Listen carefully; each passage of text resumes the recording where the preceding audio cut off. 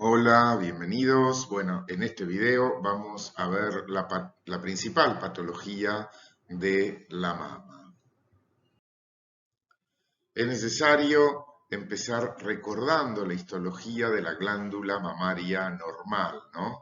Recuerden que las glándulas mamarias reposan sobre el músculo pectoral. Básicamente están formadas por epitelio especializado y estroma. Recuerden que del pezón se van a originar de 6 a 10 sistemas principales de conductos. Es decir, el epitelio escamoso queratinizante, el plano estratificado queratinizado de la piel, se va a introducir en esos conductos y se va a transformar en un epitelio cúbico de doble capa.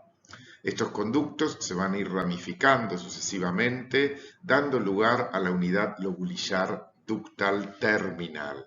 En la mujer adulta es este conducto terminal que se va a ramificar en un grupo de acinos para formar el lobulillo mamario. Los conductos y lobulillos están revestidos por dos tipos celulares, y esto es importante de entender. Sobre la membrana basal se va a encontrar una capa discontinua aplanada de células contráctiles, células miepiteliales que van a ayudar a la eyección de leche. Las luces están recubiertas por células epiteliales y en el conducto terminal y en el lobulillo son estas las células responsables de producir leche. El estroma de la glándula mamaria está formado básicamente por tejido fibroconectivo denso entremezclado con tejido adiposo, lo que sería el estromo interlobulillar.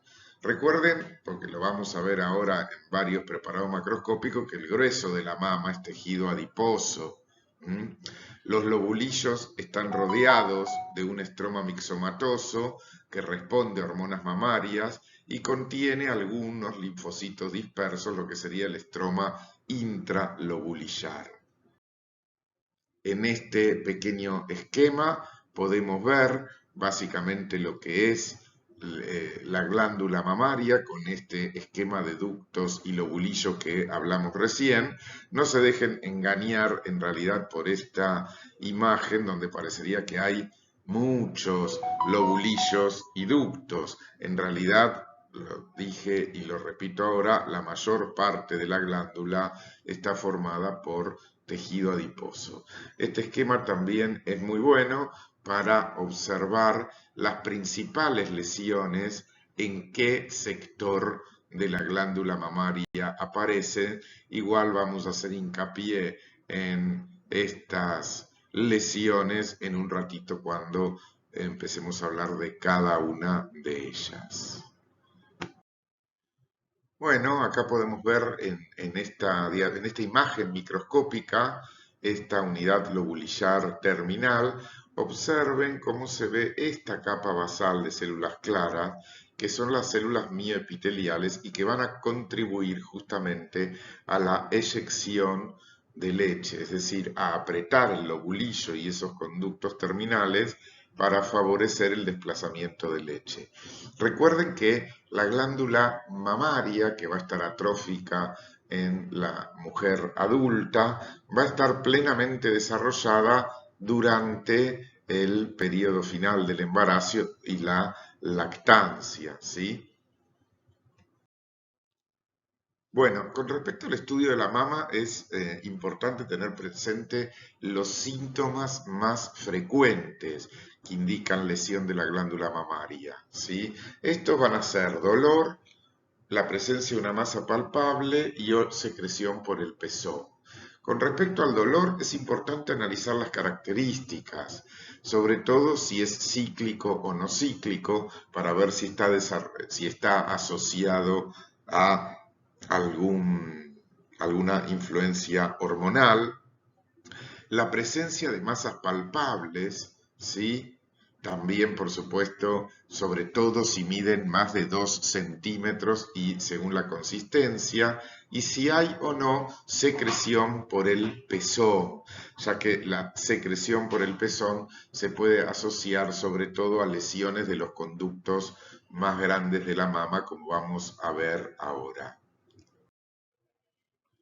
Vamos a comenzar hablando de los trastornos del desarrollo Y vamos a tener en un primer lugar los residuos de la línea láctea, ¿sí?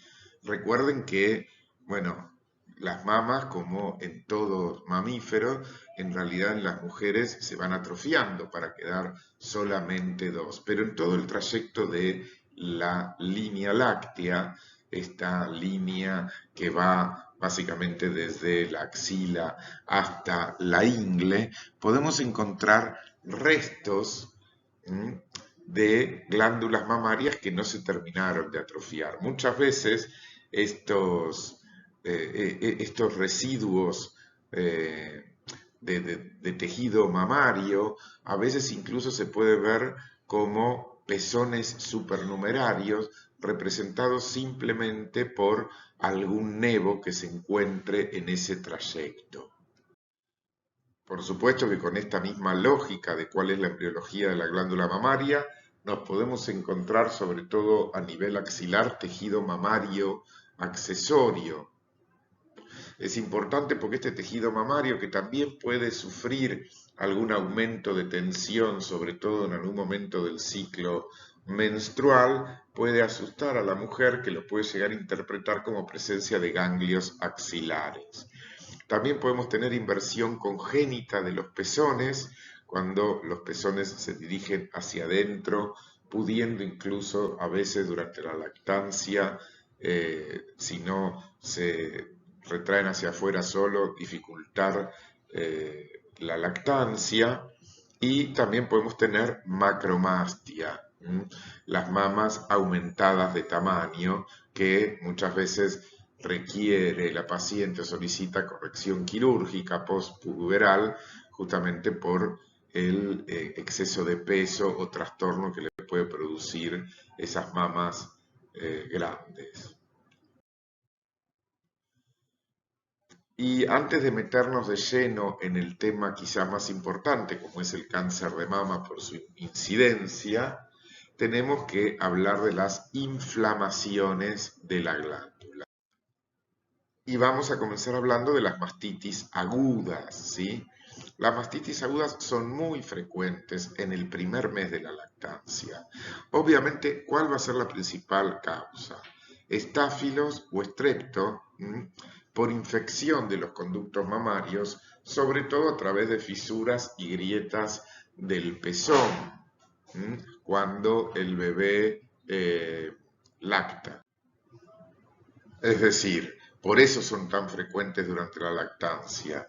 El bebé, al succionar, produce grietas o fisuras y permite que entren por esos lugares las bacterias. Generalmente la mama se presenta dolorosa, roja, tensionada y se puede acompañar de fiebre.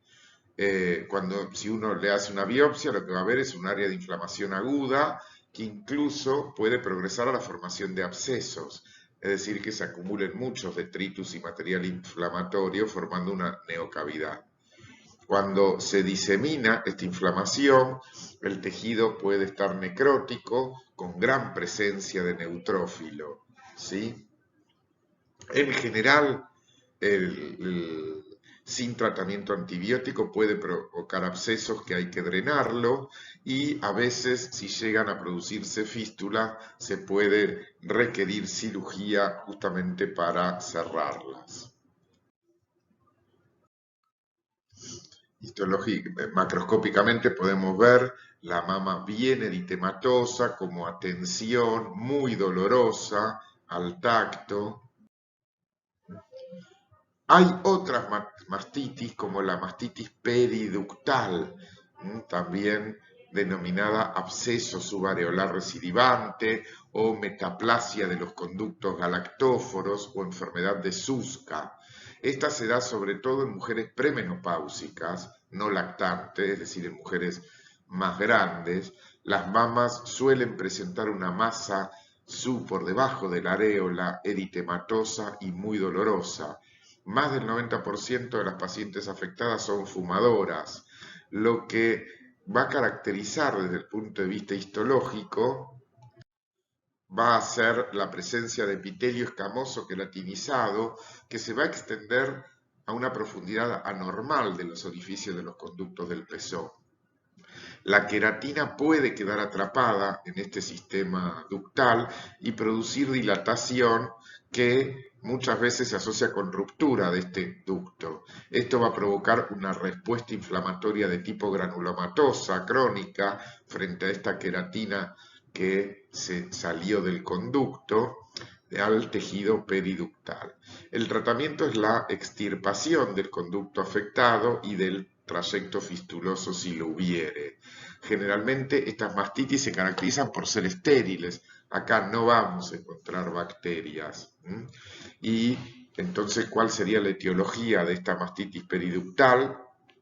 Es la obstrucción de los conductos galactóforos por exceso de queratina, por esta metaplasia escamosa que se produce en los conductos principales.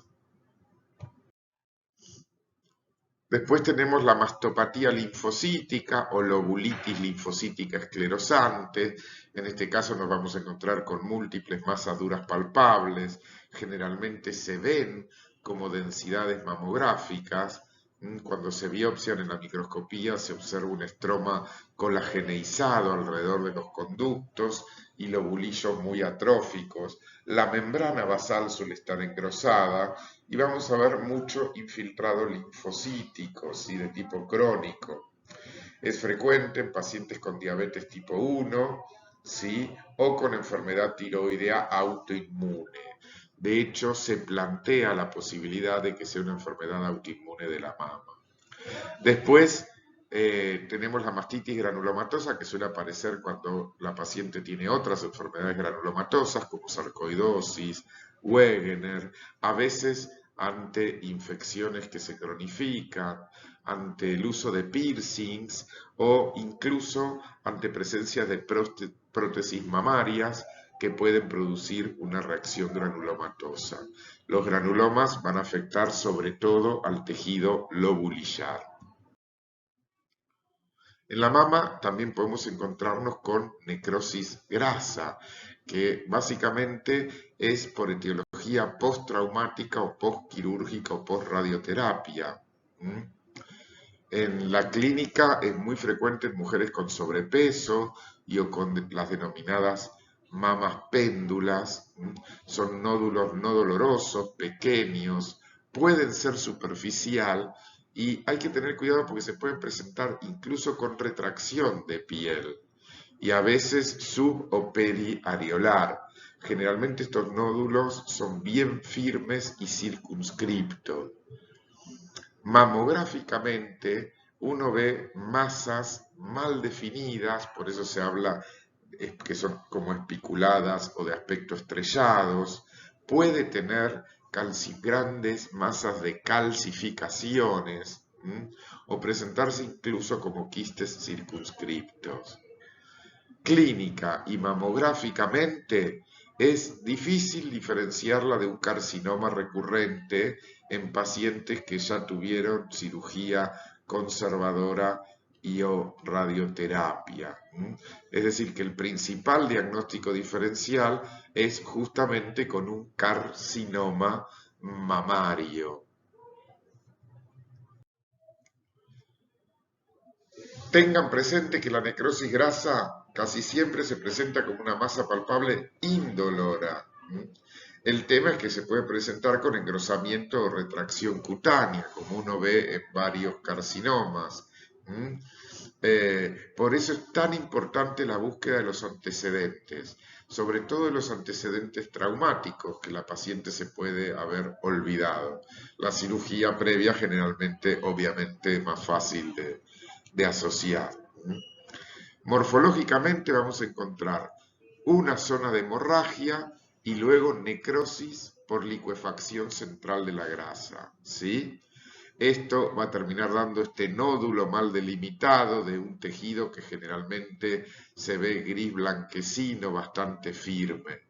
El foco central de células grasas necróticas inicialmente se rodea de macrófago y abundante infiltrado de neutrófilos. Luego, como toda inflamación, proliferan los como toda inflamación que viene justamente para limpiar esa zona necrótica, van a proliferar los fibroblastos en forma progresiva, con aumento de vascularización e infiltrado de tipo crónico e histiocítico alrededor del foco. Posteriormente podemos llegar a encontrar células gigantes de cuerpo extraño, los típicos focos de calcificación y hemosiderina. Finalmente, el foco de necrosis grasa mamario termina siendo sustituido por tejido cicatrizal o senquista y queda delimitado por tejido colagenizado. Acá podemos ver cómo observamos la necrosis, la zona de necrosis grasa y la presencia de esas microcalcificaciones. Entonces, macroscópicamente va a depender un poquitito de si es en un estadio temprano o no. Recuerden que en el estadio avanzado es donde puede haber degeneración quística y sobre todo va a haber depósitos de calcio. Acá vemos el foco más bien hemorrágico. Fíjense, este es un corte de mama, ¿no? Esta es la zona típica que uno ve en una glándula mamaria cuando observa la macroscopía. Fíjense que la mayor parte es tejido adiposo y en estos pequeños trayectos fibrosos que vemos acá es donde está el tejido mamario. Esto era lo que les decía, que la mayor parte de la mama es grasa. En este caso, acá vemos esta lesión más cinturada con zonas hemorrágicas, que es la que corresponde a la necrosis grasa.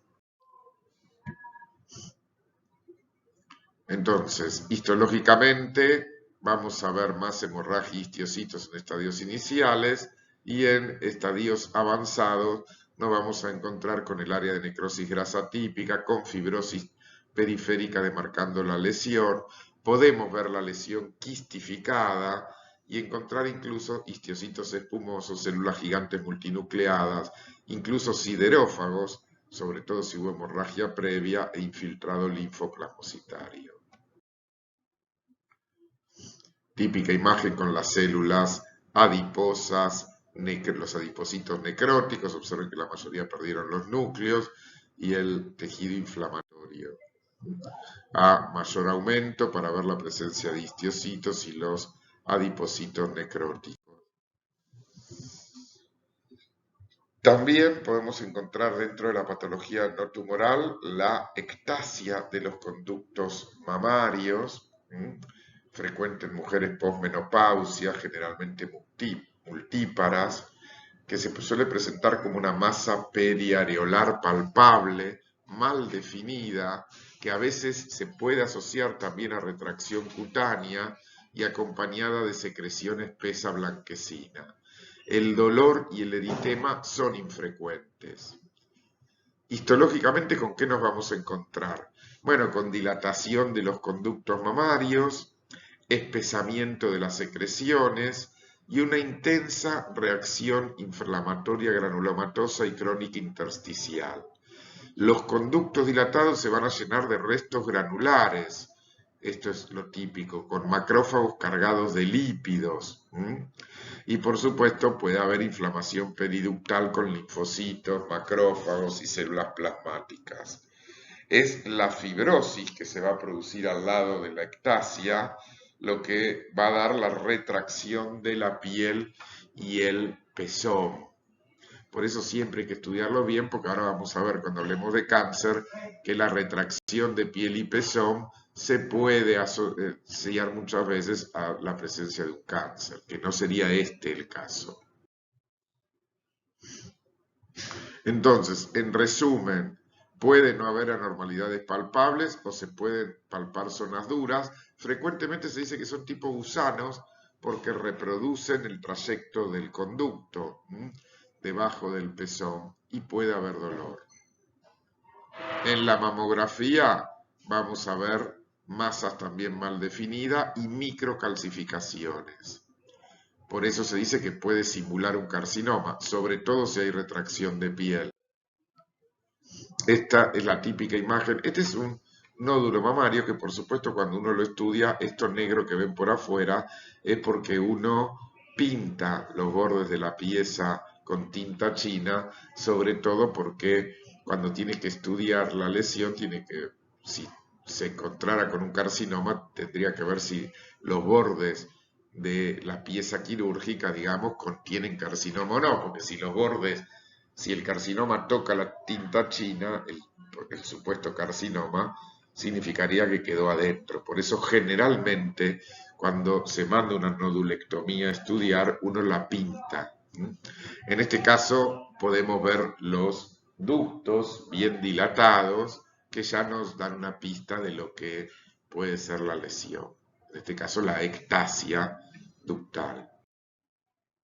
Histológicamente vemos el ducto dilatado con este material espumoso en su interior, lleno sobre todo de histiocitos cargados justamente de lípidos y todo este material inflamatorio por fuera del conducto con ectasia. A mayor aumento para ver justamente la presencia de estos histiocitos. Miren qué bien que se ve, no solamente el material en el interior del ducto, sino la presencia de material inflamatorio y estos histiocitos de aspecto espumoso, incluso por fuera del ducto. Después tenemos las denominadas lesiones por cuerpo extraño. Y acá vamos a tener el parafinoma. Hoy por suerte no se ve mucho, pero la inyección de parafina con fines cosméticos se intentó por primera vez a principios del siglo XX en prótesis testiculares en pacientes orquiectomizados por TBC. Posteriormente se usó para el aumento de las mamas, pero por poco tiempo porque rápidamente se introdujo la silicona. Se usaba, es decir, se inyectaba parafina para provocar el incremento de las mamas. Pero esto induce una reacción de tipo cuerpo extraño que se va a manifestar como una masa dura que puede deformar la mama. Sin embargo, por supuesto, es un método bastante problemático por las consecuencias que produce, pero por lo relativamente simple fue usado con todas las consecuencias que produce. Luego vamos a tener las mastitis por silicona, las inflamaciones producidas ya sea por la inyección de silicona líquida o por la presencia de implantes de silicona que se pueden perforar o romper. Tengan presente que tanto las inyecciones de parafina como la de silicona, como la de cualquier otra sustancia que se inyecte líquida para provocar el aumento de tamaño de la glándula mamaria, puede provocar, y de hecho provoca, importantes reacciones gigantocelulares de tipo cuerpo extraño. Esto se ha visto mucho también en las mujeres trans, pobres, que no tienen acceso a una cirugía mamaria plástica convencional, que muchas veces se llegaban a inyectar incluso aceites industriales, y que esto no solamente en este caso como quedaban demasiado líquidos y después se filtraban por los tejidos y descendía esa masa y deformaba otras zonas del cuerpo, sino que también se asociaba con el desarrollo de gran cantidad de granulomas de tipo cuerpo extraño. En este caso las mastitis por silicona son similares, producen zonas induradas, con deformidad, como masas palpables, puede haber fístulas, puede haber expulsión de silicona por pezón, dolor. La ruptura en sí de una prótesis mamaria es rara. Mamográficamente lo que uno va a ver es que se produce una encapsulación fibrosa de la prótesis asociada justamente a depósitos de calcio, que le forma como una capa bien gruesa alrededor de la prótesis que provoque que la mama adquiere un aspecto rígido y obviamente hay que corregirlo por vía quirúrgica, cambiar la prótesis y sacar esta cubierta fibrosa que se produjo alrededor de la misma. Acá podemos ver, acá falta, se sacó el implante, pero vemos cómo se le produjo toda esta reacción fibrosa alrededor del implante.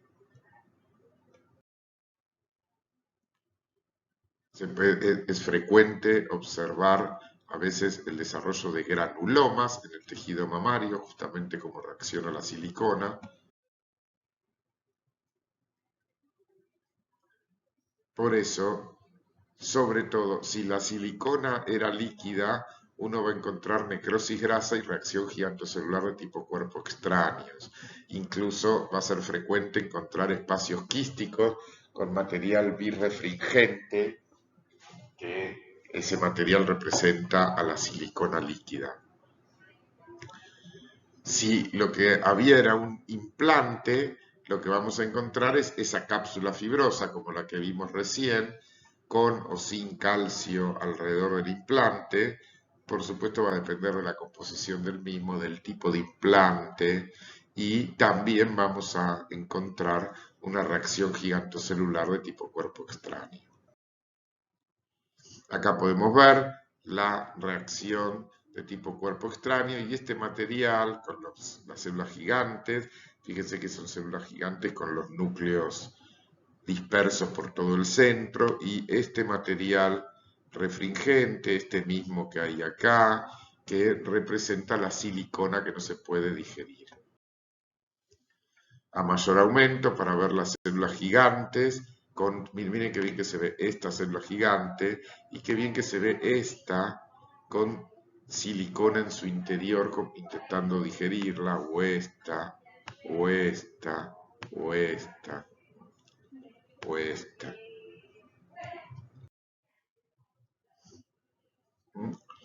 A menor aumento, para ver bien el granuloma. Miren la cantidad de células gigantes, que bien que se ve incluso con este poco aumento. Y son bien células gigantes de tipo cuerpo extraño, ¿no? Con los núcleos centrales apelotonados. Miren acá, a mayor aumento, las células gigantes y todas estas gotitas que corresponde al material que no puede terminar de digerir.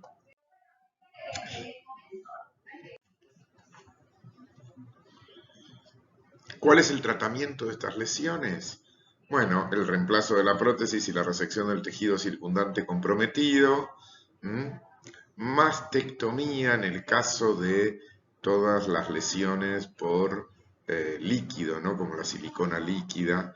La reconstrucción en general no es satisfactoria en estos casos por cómo infiltra el tejido sano en la silicona líquida, por ejemplo. Es importante recalcar que no se ha demostrado con los implantes aumento en la frecuencia de carcinoma. Sí es cierto que hay que controlarla bien porque las mastitis por silicona pueden hacer más difícil visibilizar un carcinoma que tenga la mama. Bueno, y finalmente vamos a meternos ya en las lesiones. Primero vamos a ver los cambios benignos y luego vamos a hablar de cáncer de mama. Y tenemos que empezar hablando de la denominada mastopatía fibroquística, que es este conjunto de lesiones en la mama que pueden afectarla y que en algunos casos puede implicar la presencia de estas lesiones un leve aumento en la incidencia de carcinoma. Dentro de las lesiones epiteliales benignas que conforman todo o que se engloban dentro del término mastopatía fibroquística, vamos a tener cambios mamarios de tipo no proliferativos. ¿Qué significa esto? Por palpación vamos a ver áreas afectadas que pueden tener un aumento de la consistencia difusa o mal definida, generalmente en forma de pequeños nódulos o quistes. Dentro de las lesiones que conforman estos cambios mamarios no proliferativos, vamos a tener quistes, zonas de fibrosis y adenosis.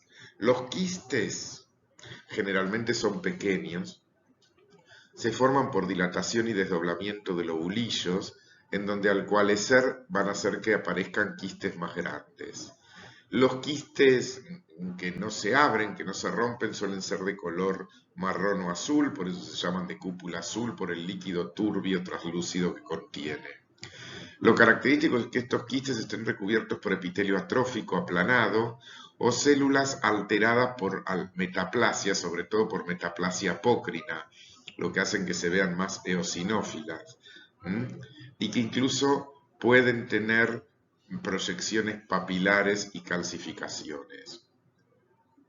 También podemos encontrar cambios de tipo fibrosis, acompañado de inflamación crónica y fibrosis cicatrizal, generalmente como resultado de la ruptura y liberación del material de secreción del quiste hacia el estroma adyacente.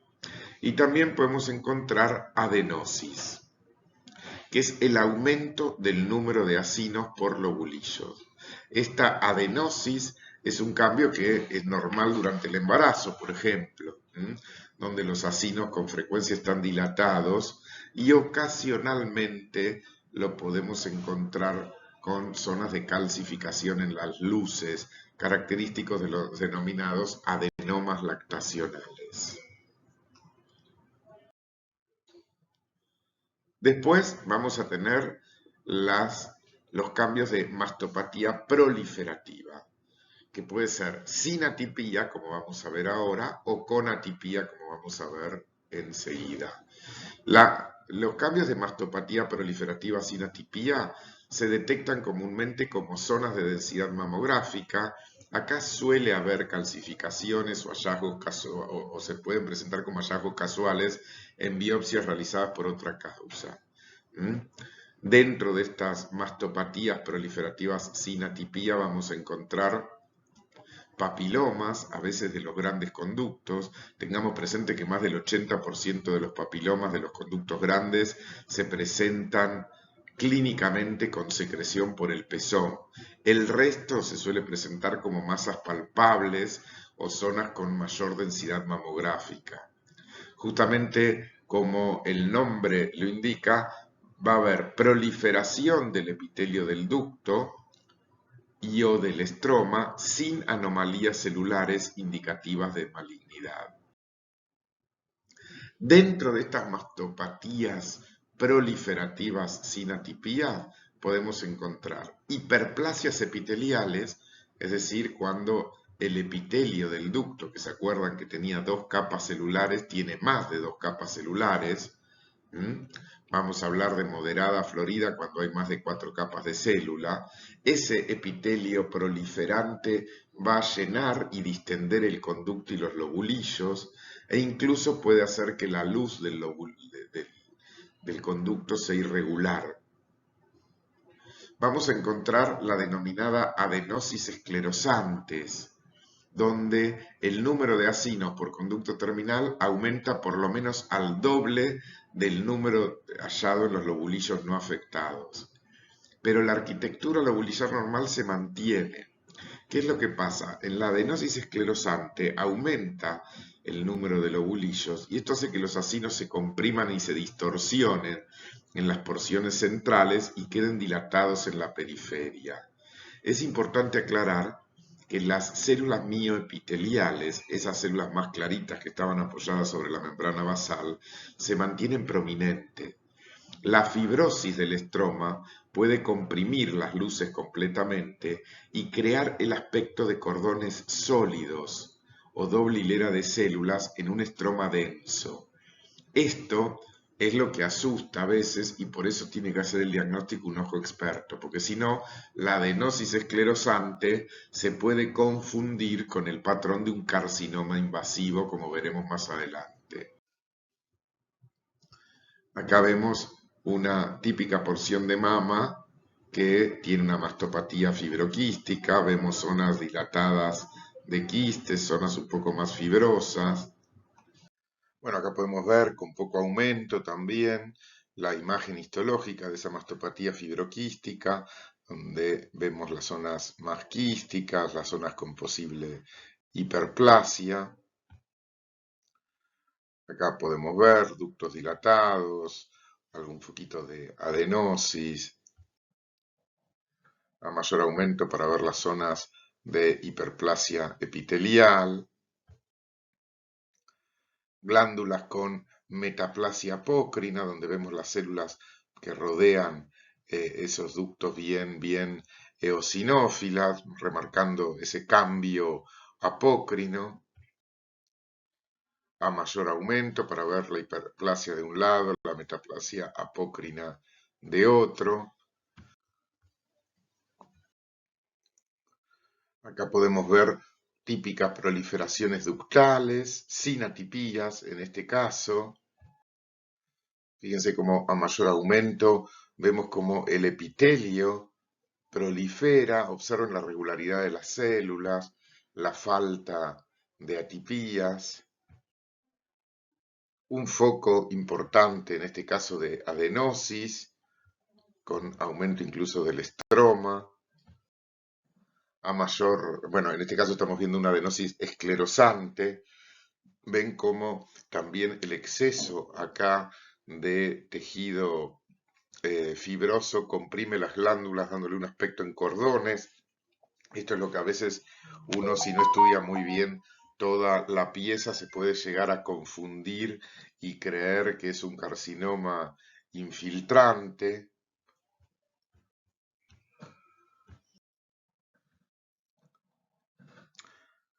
Observen cómo a mayor aumento, justamente estos cordones que se observan entre las zonas de fibrosis es lo que le da esa imagen, si uno la ve rápido, sospechoso, como que puede haber un adenocarcinoma que esté infiltrando.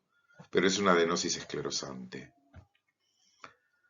A mayor aumento para ver los focos de microcalcificación, estas masas amorfas de color violáceo.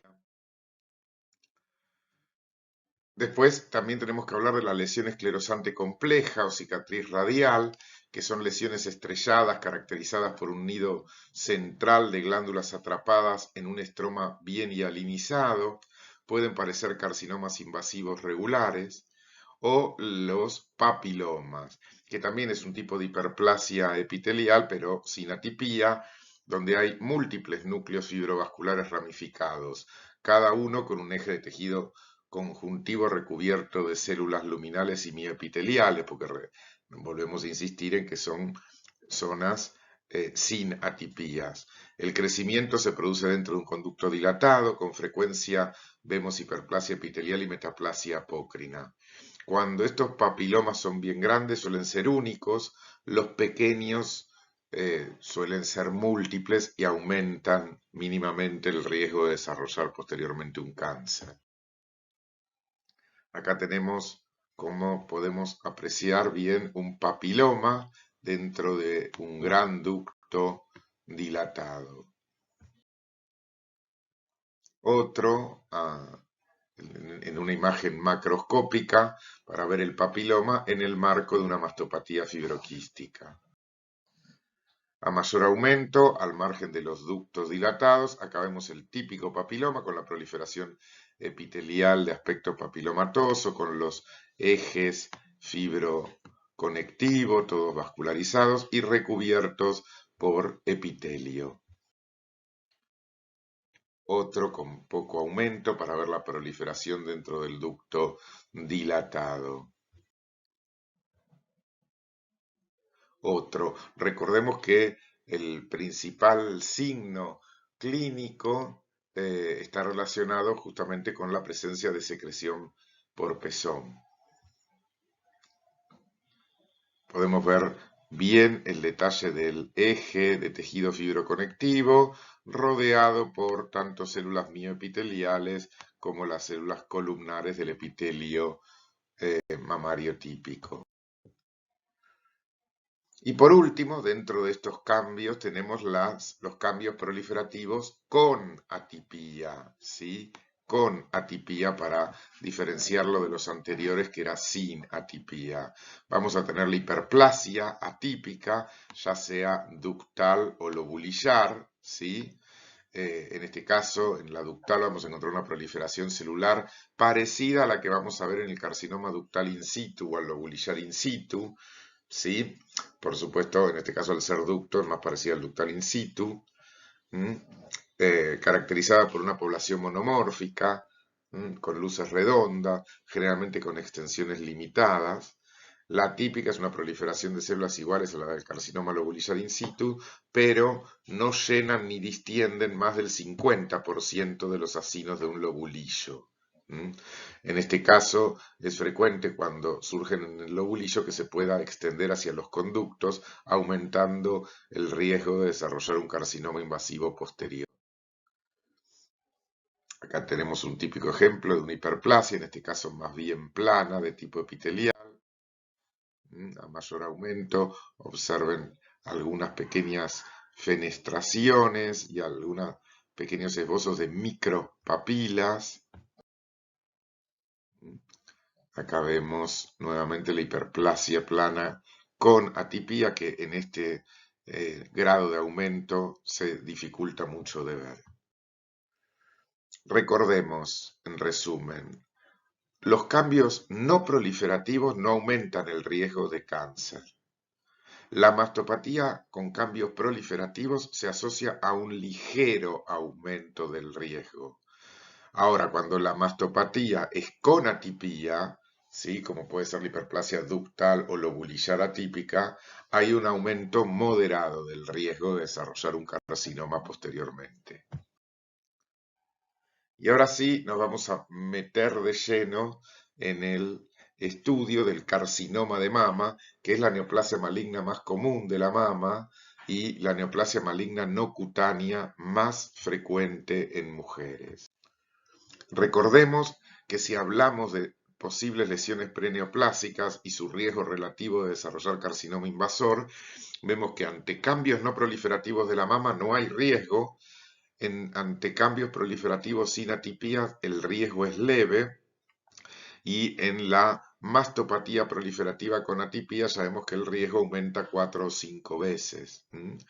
Ante la presencia de un carcinoma in situ, ese riesgo aumenta mucho más, como podemos verlo acá.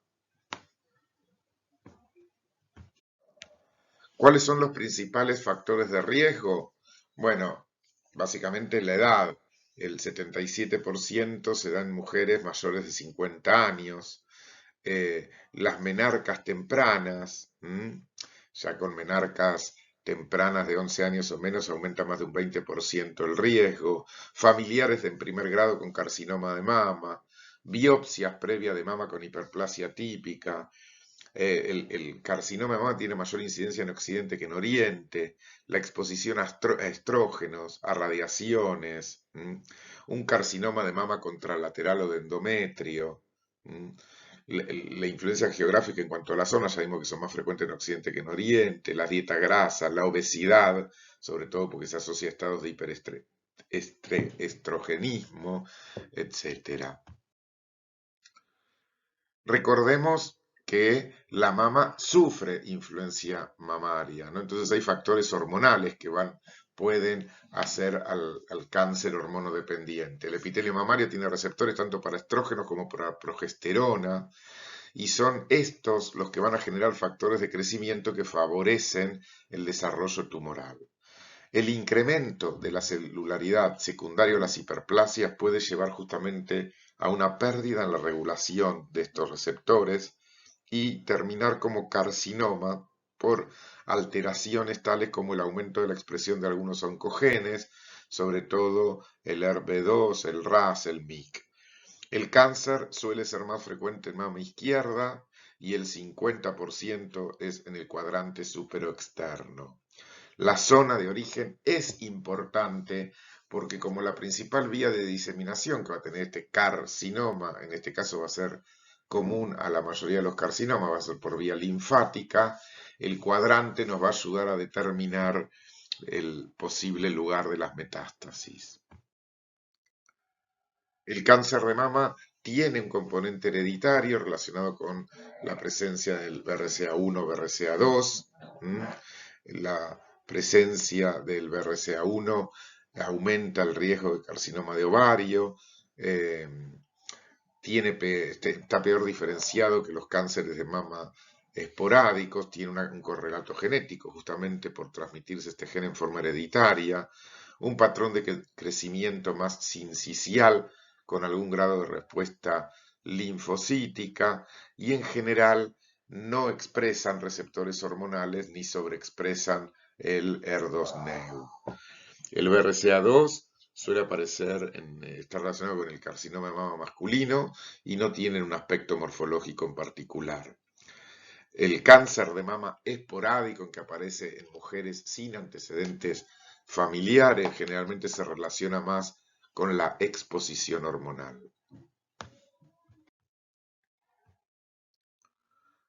Es importante considerar cuáles son los factores pronósticos. Recordemos que hoy el cáncer de mama tratado a tiempo y diagnosticado en forma temprana tiene muy buen pronóstico.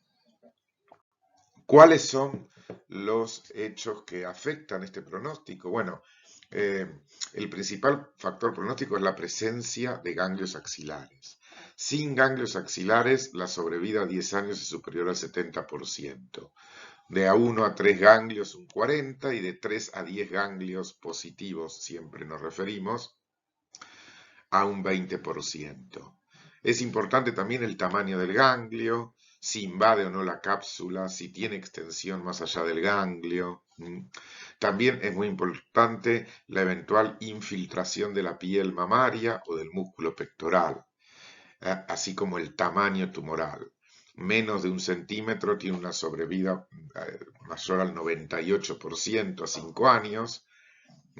Menos de 2 centímetros, es decir, entre 1 y 2, del 96 a 5 años, siempre y cuando no tenga ganglios, ¿no? El subtipo histológico también tiene cierta importancia, lo vamos a ir viendo cuando veamos cada subtipo, así como el grado histológico, citológico o índice mitótico, ¿no? Es decir, uno también aclara siempre cuál es el grado histológico, qué tan parecido es con la histología normal, el citológico, qué tantas atipías vemos en esas células, y el índice mitótico, que nos va a decir cuántas, si es alto o bajo, para saber si hay muchas células en mitosis o no. La presencia de invasión vascular también afecta el pronóstico. Recordemos que son carcinomas que primero se diseminan por vía linfática y luego pueden invadir también vía hemática. La presencia de invasión linfovascular también va a afectar al pronóstico. Si tiene o no receptores hormonales, también, porque eso nos va a afectar al tratamiento, así como la expresión de ciertos oncogenes. La presencia del SERPB2 está asociada a un peor pronóstico. Bueno, la clasificación del carcinoma de mama a ustedes les puede parecer larga o difícil de aprender, pero en realidad es muy fácil. ¿Por qué? Porque básicamente nosotros vamos a tener carcinomas in situ y carcinomas invasores, ¿sí? Que se pueden originar o en los ductos o en los lobulillos. Entonces podemos tener carcinomas in situ ductales, carcinomas in situ lobulillares, y lo mismo con los carcinomas invasores, que pueden ser ductales o lobulillares. Dentro de los carcinomas invasores ductales vamos a tener el tipo común, que no tiene ninguna característica, y después variantes especiales como el carcinoma medular, el mucinoso, el tubular, el papilar, que alguno de estos sí es importante que lo sepan. También podemos tener tumores básicamente estromales, que lo vamos a hablar en un ratito. El carcinoma ductal in situ es como esta forma temprana del carcinoma, que se presenta en forma de calcificaciones en la mamografía. Con menos frecuencia lo podemos ver como densidades mamográficas o mamas levemente palpables o con secreción por el pezón. Básicamente es una proliferación atípica que está limitada al ducto, es una población maligna de células limitada a conductos y lobulillos, pero respetando la membrana basal. Las células mioepiteliales están conservadas, esto es importante, y como estamos hablando de los ductales, suelen afectar un único sistema ductal. Básicamente hay hay cinco subtipos, perdón, de carcinoma ductal que tiene que ver con cuánto proliferaron las células de ese conducto. El comedocarcinoma, cuando proliferan por todo el conducto y presentan necrosis central, de ahí lo de comedo.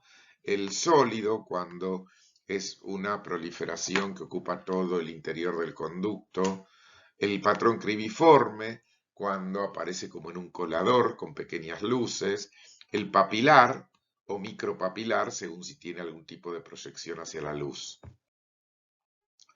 Acá vemos un típico carcinoma ductal in situ, vemos que está limitado a la membrana del conducto con el patrón cribiforme donde vemos los típicos agujeros tipo colador.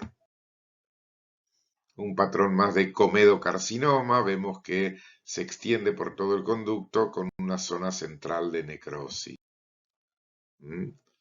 Pero fíjense que está limitado al conducto, miren que bien que se ve la membrana basal. Otro con patrón cribiforme, otro con pequeñas proyecciones micropapilares, en este caso.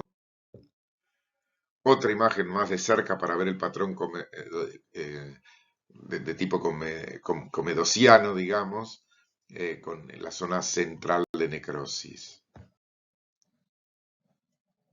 Otro donde vemos los distintos carcinomas in situ, en algún sector con un patrón más sólido, otros ductos con un patrón más micropapilar. Lo mismo, un detalle a mayor aumento de una zona de patrón papilar. Bueno, y antes de hablar de los subtipos, tenemos que hablar de lo que es la enfermedad de Paget de la mama, que es una manifestación rara del carcinoma de mama. Aparece en menos del 2% de los casos. Suele ser una erupción que se presenta bien roja, unilateral, con una costra con escamas asociados a prurito. Las células malignas suelen extenderse, porque en realidad la enfermedad de Paget en la mama es la extensión a piel de un carcinoma ductal subyacente, generalmente in situ. En este caso es porque las células malignas se van a extender desde ese carcinoma ductal in situ hasta la piel, pero sin atravesar la membrana basal, es como que se desplazan en el epitelio y se van a filtrar por el pezón. En la mitad de los casos de enfermedad de Paget de la mama hay una masa palpable subyacente y muchas veces se asocia a una sobreexpresión de ER2/neu. Acá podemos ver una mama y en el losange de piel vemos toda la lesión que se asocia a una infiltración en la mama, en la piel. Característicamente, acá podemos ver la piel del pezón con estas células más claras que vemos por acá, ¿sí? Que son las típicas células de Paget, donde cuando las vemos a mayor aumento vemos que son células con atipía, con distintos tamaños de núcleo, con hipercromasia nuclear. Menor aumento para ver las células de Paget en las capas más basales de la piel. Otra para ver lo mismo. Entonces, enfermedad de Paget que nos demuestra la extensión a piel de un carcinoma ductal in situ que muchas veces no se palpa. Siguiendo con los carcinomas in situ, tenemos que hablar del carcinoma lobulillar in situ. Generalmente se presenta como un hallazgo casual en el contexto de una biopsia por otra razón. Suele ser bilateral en un porcentaje importante de mujeres. Suele aparecer en mujeres jóvenes, de hecho la mayoría aparece antes de la menopausia. Raramente distorsionan mucho la arquitectura del lobulillo. En la microscopía son pequeñas células con núcleos ovales o redondos, algunas con nucleolos pequeños, que no se adhieren entre sí. Incluso se pueden observar células en anillo de sello.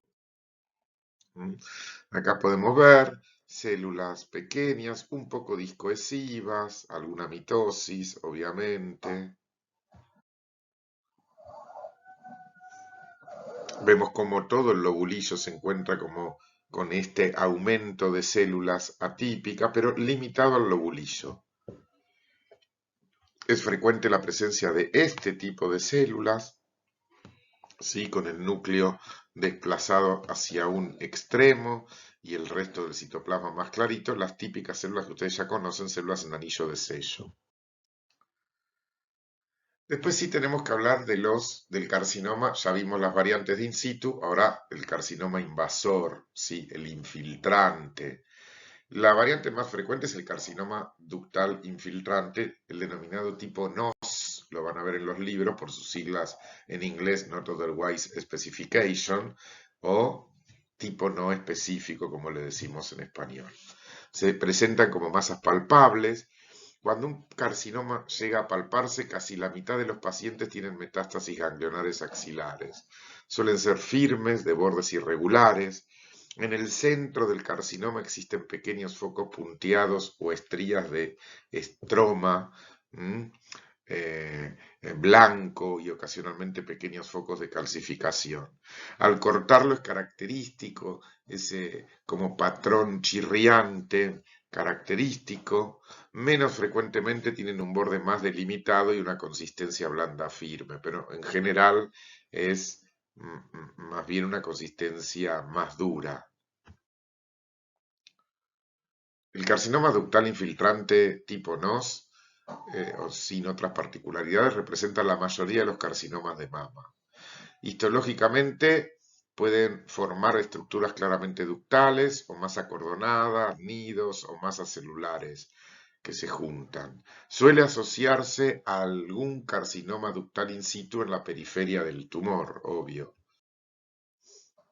Acá podemos ver un fragmento mamario, incluso acá un losange de piel, y en el centro vemos esta zona como más delimitada, más blanquecina, ¿sí? Pero fíjense que es bastante irregular, que correspondería al carcinoma ductal infiltrante.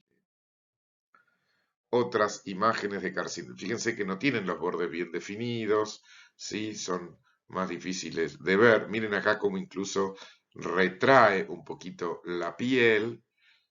Acá otro fragmento mamario. Digamos, la mama normal es acá, lo que vemos en la periferia, con mucha grasa y algún trayecto blanquecino de parenquima mamario. Esto más duro, más blanquecino, es el tumor. Otro, en este caso para ver, a veces podemos encontrar esto, ¿no?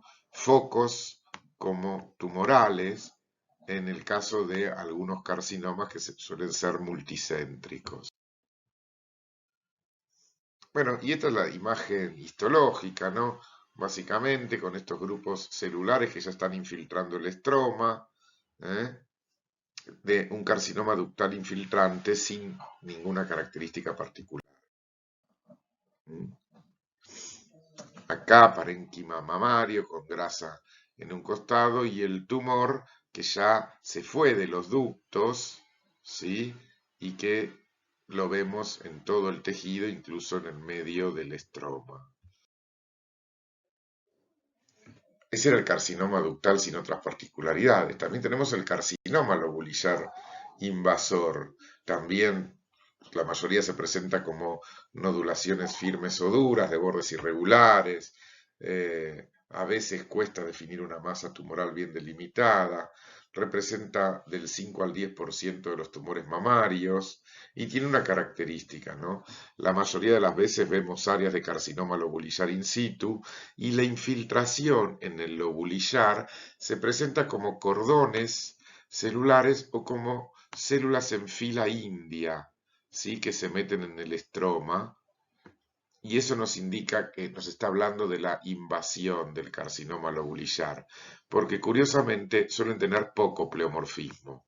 Suelen ser bilaterales los lobulillares, multicéntricos, y también encontramos áreas de carcinoma lobulillar in situ. ¿Ven? Son zonas más mal definidas. Por la macro no podemos decir si esto es un ductal o un lobulillar, es la histología la que nos lo va a decir. ¿Sí? Muy mal definidas. Miren cómo infiltra gran parte con focos de hemorragia en este caso. E histológicamente uno ve esto en medio del estroma, ¿no? Cordones celulares o grupos de células que se disponen como en fila india, se dice, una atrás de la otra, donde vemos que quedan comprimidos. ¿Se acuerdan que yo les decía, ven acá como vemos las filitas de células tumorales, que a veces en la adenosis esclerosante da una imagen relativamente parecida a esa y por eso la confusión? ¿Mm? Hay variantes más pleomórficas con la célula, pero recuerden que en general la célula del carcinoma lobulillar es mucho más monomórfica que la del ductal. Bueno, hablemos de algunas de las variantes del carcinoma, sobre todo el carcinoma ductal infiltrante. Comencemos con el carcinoma medular, que es un tumor característicamente blando, la palpación externa y el corte, la consistencia es más carnosa, suele estar bien circunscripto. Y lo curioso es que son dos cosas. Primero, que tiene un patrón de crecimiento diferente, más de tipo sincicial, ¿no? Donde cuesta incluso definir los bordes celulares. Y el borde tumoral es no infiltrativo, son bastante bien delimitados estas zonas de crecimiento sincicial y sus células tienen núcleos con marcado pleomorfismo celular, pero hay también un intenso infiltrado inflamatorio linfoplasmocitario. Esto es importantísimo porque va a ser lo que en alguno de estos casos le dé un mejor pronóstico. Se desconocen porque tiene un pronóstico relativamente bueno comparado con otros carcinomas poco diferenciados, pero se cree que sería por la presencia de este infiltrado inflamatorio en el seno del tumor que se asociaría a una supervivencia más alta e incluso una mejor respuesta a la quimioterapia. Lo que sí se vio, y lo remarco, es que a tumores de menos de 3 centímetros y sin metástasis ganglionares, este carcinoma tiene mejor pronóstico que otros similares, aun cuando es un triple negativo, ya que da negativo para receptores de estrógeno, progesterona y HER2/nER. Bueno, acá podemos ver una macroscopía donde podemos ver que el tumor está como un poco más circunscripto, son un poco más blandos. Recuerden también que histológicamente no suelen tener mucha permeación vascular y linfática. Histológicamente hay mucho infiltrado inflamatorio y un patrón más sincicial, donde a mayor aumento vemos mucha más atipía. Observen los distintos núcleos, la mitosis que hay, las diferencias de tamaño y un patrón de crecimiento como sincicial, donde no se adivinan tan bien los límites celulares. Aparte del infiltrado periférico inflamatorio, que es bastante importante, ¿no? Recuerden, por favor, que este tiene mucho peor pronóstico que el ductal común. El carcinoma coloide o mucinoso es una masa circunscripta, blanda, que tiene la consistencia y el aspecto de una gelatina gris azulada, justamente por la mucina que vamos a encontrar. Representa el 5%, más o menos, entre el 1 al 6 de los tumores mamarios. Característicamente aparece en mujeres mayores. Pocas veces hay metástasis en ganglios. Y lo característico son lagos de moco con células epiteliales atípicas sueltas con nidos epiteliales atípicos. Suelen ser receptores hormonales positivos, es decir, que responden a la hormonoterapia. Ya incluso en la macroscopía podemos ver algunas zonas como más gelatinosas, ¿sí? Característico de la indicación de mucina. Y bueno, la histología es muy fácil, ¿no? Lagos de mucina con estos nidos de células sueltas en el interior de los lagos, atípicas. ¿Mm? El carcinoma tubular es otra variante de ductal infiltrante que se detecta como zonas con densidades mamográficas irregulares. Suelen ser multifocales, muchas veces, pero también se presentan en forma bilateral. En menos del 10% de los carcinomas tubulares encontramos metástasis axilares, generalmente miden menos de 1 centímetro y se suelen asociar a presencia de carcinoma ductal o lobulillar in situ. Uno ve tubos bien formados, pero sin células mioepiteliales, ¿no? Y con presencia de secreción en la luz tubular. A mayor aumento vemos estos tubos sin células mioepiteliales, característicamente, e incluso fíjense que hay una sola capa de células, no se ven las mioepiteliales, y muchas de estas largaron secreción por decapitación, por eso podemos ver el extremo de la célula como de despenachada. Bueno, después tenemos los carcinomas papilares invasores, también una variante de los ductales generalmente, que son infrecuentes, menos del 1% de las neoplasias malignas, tienen mejor pronóstico que las variantes no específicas e histológicamente se presenta con el patrón papilar, con un eje conectivo y revestimiento epitelial único, sin células miepiteliales. ¿Sí? Vemos presencia de papilas sin presencia de células miopiteliales. El carcinoma metaplásico incluye una amplia variedad de tipos raros de cáncer de mama, como adenocarcinomas convencionales con un estroma de aspecto condroide, o carcinoma de células escamosas, o carcinoma con componentes importantes de células fusiformes que podrían dificultar una diferenciación de un tipo de algún sarcoma. Pero es un cuadro muy heterogéneo que no es necesario que lo conozcan en particular y en detalle.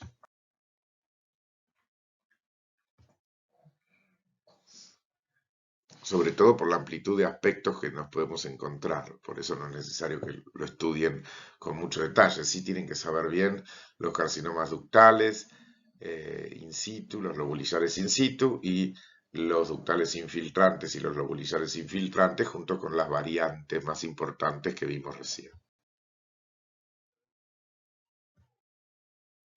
Bueno, con respecto a los factores pronósticos, ya hablamos de algunos hechos que hay que tomar en cuenta para el pronóstico.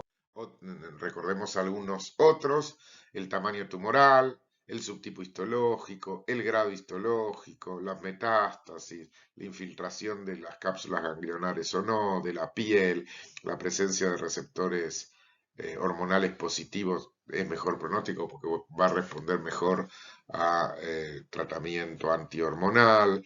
La expresión de genes de supresión tumoral está asociada a peor pronóstico, por ejemplo, la presencia de ER2/neu. Y después tenemos algunos tumores con predominio estromal, diríamos. eh, Digo con predominio estromal porque justo el primero es el fibroadenoma, que se discute si lo que prolifera es solo el estroma o las glándulas. Pero empecemos hablando del fibroadenoma, que es uno de los tumores como más frecuentes, sobre todo en mujeres jóvenes. Suelen crecer como nódulos esféricos claramente bien delimitados y móviles en la sustancia mamaria circundante. Suelen tener un tamaño variable, desde menos de 1 centímetro hasta grandes tumores que pueden sustituir gran parte de la mama. Son más bien elásticos, de color blanco grisáceo, que sobresalen alrededor del tejido circundante y a menudo pueden tener algún espacio como hendidura. Como su nombre lo indica, vamos a encontrar fibro de tejido fibroso y adenoma de glándulas. Son masas generalmente bastante fácilmente nucleables, como en este caso podemos encontrar alguna hendidura en la macroscopía. La verdad es que cuando uno ve esto macroscópicamente, un nódulo aislado, suelto, una chica relativamente joven, piensa que es un fibroadenoma. Miren lo bien delimitado que está, parecería que hasta tuviese un plano de clivaje.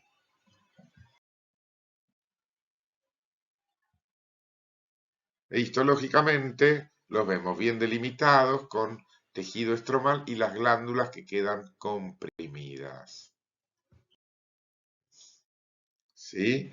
Glándulas benignas, sin atipías, comprimidas por el aumento del tejido fibroso estromal. Más comprimidas o menos comprimidas, ¿no? Pero por eso lo de fibroadenoma. ¿Se acuerdan que incluso cuando vieron generalidades de patología cuando hablaron de tumores mixtos, esos tumores que tienen más de un componente derivado de una misma hoja embrionaria, uno siempre pone de ejemplo el adenoma pleomorfo de glándulas salivales y el fibroadenoma de mama. ¿Mm? Distintas imágenes. Quizás la mejor es la de arriba a la izquierda, las otras tienen alguna particularidad, como alguna leve hiperplasia epitelial en este caso. Igual fíjense que se ven, que bien que se ven las células miopiteliales, ¿no? Lo que indica la benignidad de la lesión.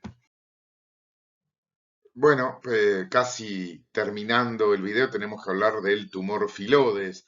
Los tumores filodes, como los fibroadenomas, nacen del estroma, en este caso intralobulillar. Aunque estos son más grandes, pueden aparecer a cualquier edad, pero la mayor parte afecta a mujeres a partir del sexto decenio de la vida, es decir, a partir de los 50 años, casi 20 años más tarde que la presentación promedio del fibroadenoma. Los tumores filodes se los clasifica en bajo y alto grado, porque los más frecuentes son los de bajo grado. Son tumores que pueden recidivar localmente, pero muy rara vez metastatizan.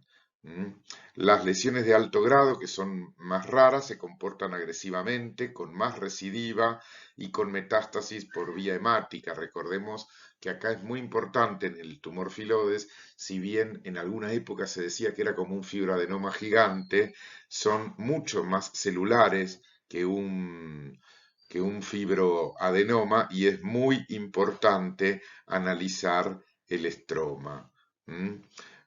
Porque el estroma es más celular, con más cantidad de atipía. Por eso son las lesiones de bajo grado las que se parecen más al fibroadenoma, si bien tienen mucha más celularidad estromal y presencia de metástasis. Las de alto grado tienen, o sea, el componente estromal es prácticamente un sarcoma y difícil justamente a veces de diagnosticar. Acá vemos un tumor filodes de bajo grado. Tengan presente que todos estos tumores eh, varían de lesiones de pocos centímetros a lesiones masivas y que pueden afectar a toda la mama. Las lesiones mayores con frecuencia están lobuladas. Acá pueden ver, de hecho, filodes viene de hojas y pueden ser quísticas. Pero estas lobulaciones corresponden a nódulos de estroma proliferante revestido por epitelio, como una hoja, de ahí el nombre del término que viene del griego. Este patrón de crecimiento, eh, este patrón de crecimiento solo no es un índice de malignidad solamente, algún fibroadenoma lo puede tener, por eso es importante ver bien el componente estromal. En general, los tumores filodes se diferencian de los fibroadenomas, que son mucho más frecuentes, básicamente por la celularidad. El índice mitótico, el pleomorfismo nuclear, ese crecimiento muy abundante del estroma y los bordes infiltrantes. Cuando la lesión es de bajo grado, se parece más a un fibroadenoma, pero con más celularidad y más mitosis. Las de alto grado prácticamente son difíciles. Acá pueden ver, ven como incluso en este tumor filodes de bajo grado, el estroma es mucho más celular que el estroma de un fibroadenoma.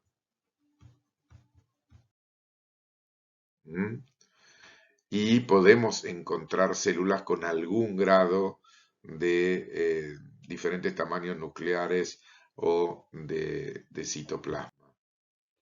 Incluso podemos encontrar mitosis, y miren la celularidad en el estroma de este filodes que no la encuentran en un fibroadenoma. Los tumores filodes de alto grado, ¿sí?, son difíciles de distinguir a veces de otro tipo de sarcomas de tejidos blandos e incluso puede tener algún foco de diferenciación hacia estructura más de tipo cartilaginoso,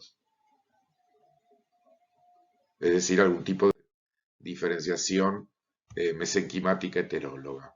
Bueno, por último, tenemos que hablar de, en la mama también podemos encontrar sarcomas.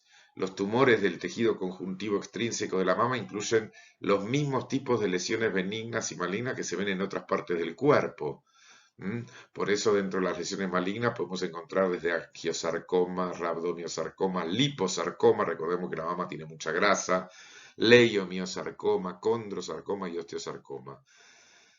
No se olviden que la diferenciación sarcomatosa heteróloga también la podemos encontrar, por ejemplo, en el tumor filodes que vimos recién y en las variantes de carcinomas metaplásicos. Los sarcomas puros generalmente se presentan como masas voluminosas palpables, con raras metástasis ganglionares y rápida diseminación por vía hemática, como un sarcoma, generalmente hacia el pulmón. Los angiosarcomas de mama aparecen espontáneamente como complicación de la radioterapia algunas veces.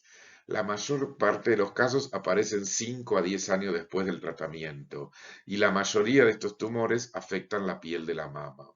También pueden aparecer en la piel de un brazo crónicamente edematoso después de una mastectomía en lo que constituye el síndrome de Stewart-Treves, pero esta complicación es infrecuente.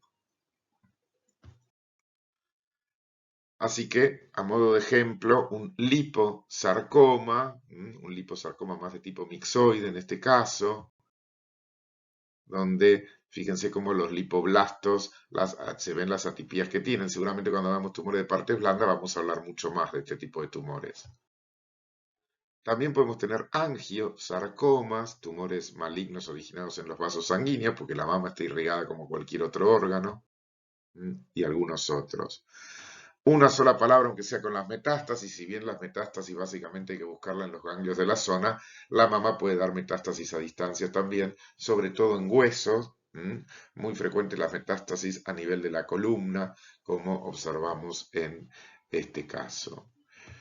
Bueno, muchísimas gracias, casi terminando el mes del cáncer de mama, en donde la prevención es muy importante y recuerden lo importante que es sobre todo el autoexamen mamario. Muchísimas gracias.